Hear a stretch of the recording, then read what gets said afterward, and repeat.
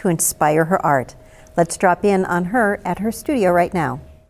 If you can see in here, I have a lot of nature kinds of things in my artwork. I was always like out in the woods and all that kind of thing. And so I have a lot of nature with a little bit of a twist. And so I graduated from the University of Northern Iowa in Cedar Falls. I got a Bachelor of Fine Arts degree there.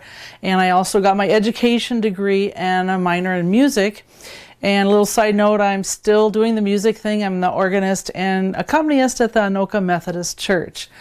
But I've also been teaching art for a really long time. This is actually my 40th year teaching. I currently teach at Anoka High School.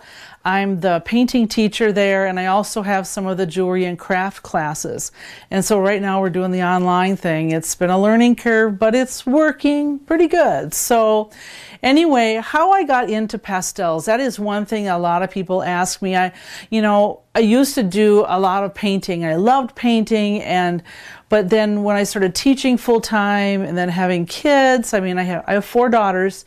It was really hard to paint because with painting, you have dirty brushes and then you have to leave in a moment's notice and there's so many interruptions. So I started to work with pastels. I've never even taken a pastel class. I have just learned by reading books and trying things. So I do things a little bit differently than a lot of the traditional pastel artists do, but I really like how the colors, I don't know if you can see these things, the pigment is just pure. I can just put it right on there and it stays really, really bright. It doesn't change, it doesn't fade away.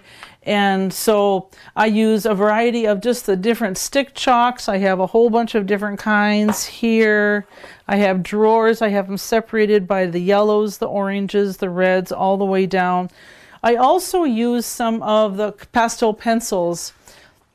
I have a couple different brands. I like the Derwent brand, and there's some other miscellaneous ones I've done through the years. But this is one that I just got done. It's actually a picture of my granddaughter, and what I did is I had a picture of her with one of my other daughters, and so then she always loved flowers, and so she calls them flaujas, and so that's why I titled it.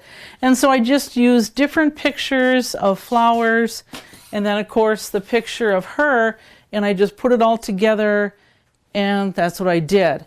In the background, I put the chalk on there, and then I used a wet paintbrush and actually used it almost like pink, so you can move it around a little bit that way too. One thing you'll notice in my artwork is that I always have a little bit of kind of a different kind of a thing going in there. When I was probably in college, my dad developed this thing called macular degeneration, and he lost the center vision of his eyes.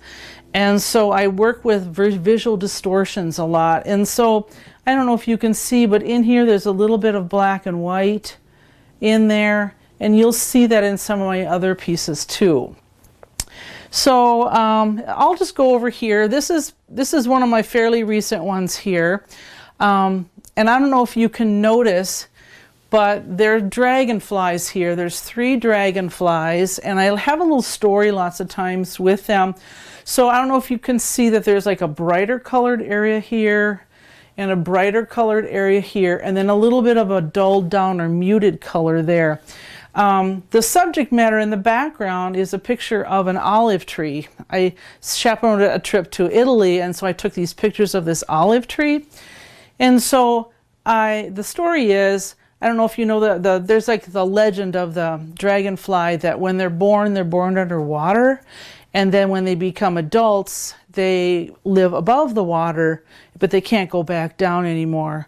So it's kind of like, there's this story that it's kind of like when someone passes away, they're up there and they can look down, but they can't come down. And so I call this piece a rare entrance. So this is the colorful world that they're in, but this is where they were, like underwater. And it's a rare entrance that all of a sudden, for some odd reason, they can go back to where they were before and they can visit where they were born. So those are the kind of, I do some kind of different stories along the way. And well, as I'm standing here, I'll tell you that, I do have prints of different sizes of things that I have, and I also have some cards here too, and you could order those too. But anyway, I'm just going to move around here and just tell you a little bit about some of these other pictures. So this is one where I just took this picture of this peacock. I actually cut out mat board and did the drawing on mat board of this, and then these are like part of the feathers, and I glued those on. And if you notice, the feathers of the peacock are going back and turning into the hills of nature, because it's kind of like, I'm such a nature freak. I just love being outside, and how nature and everything in nature is all kind of intertwined.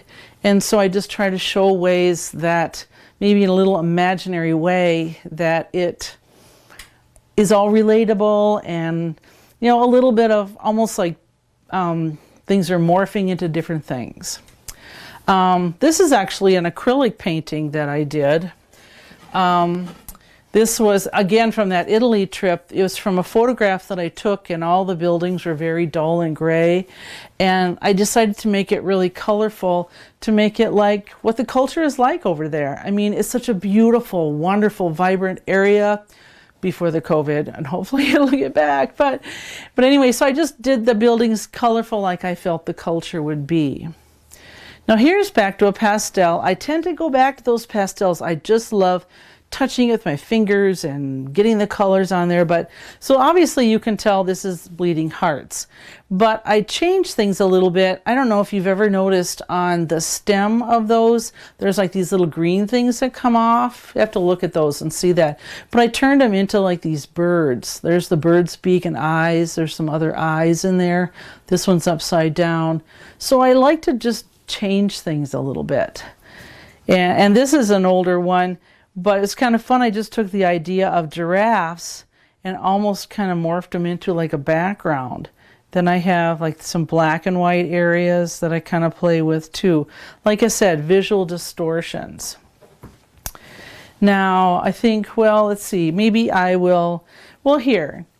I also, another thing I kind of play around with is I like to imagine that maybe you're like an ant on the ground, or you're a bird in the sky, and how things look differently from different directions. And so this is looking up a palm tree, and I made it like, what if all of a sudden the wind changed direction, and they made the branches spin and turn and move. So again, it's just almost like, I mean, I read science fiction, I like imaginary things. And so I don't like to do just another pretty picture. I like to have something happening. And this one here is kind of like, again, I'm in the tropics and I'm looking for a hidden place. It's kind of a hidden getaway. So I just take a bunch of different pictures together, I hand draw it all out, and then I put like a little secret getaway in there. One thing I maybe should mention, if you want to know kind of what kind of material I work on, is I work on a sanded paper. If you could feel this paper, it would feel like a really fine sandpaper. And so I can't draw on it with pencil very well. So again, this is kind of jumping around a little bit, but this is the process. So I pencil it all out, and this is just kind of on a really thin piece of paper. And then I kind of figured out my colors. And on the back of it, I color it with chalk. It's the old transfer method, And then I can lay this on top of the sanded paper, and then it transfers. So you can see I pressed hard on that with a pencil, so then it transfers onto there, and then I just go and I start chalking things.